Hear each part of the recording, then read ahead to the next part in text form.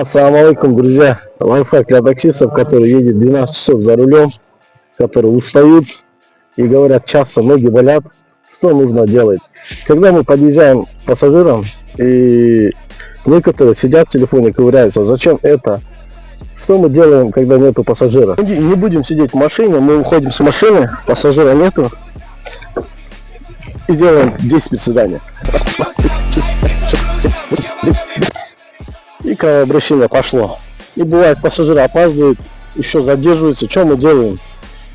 Открываем багажничек и достаем гантели. Также делаем.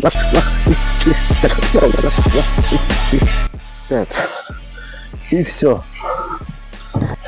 Ты что, оператор, все еще снимаешь?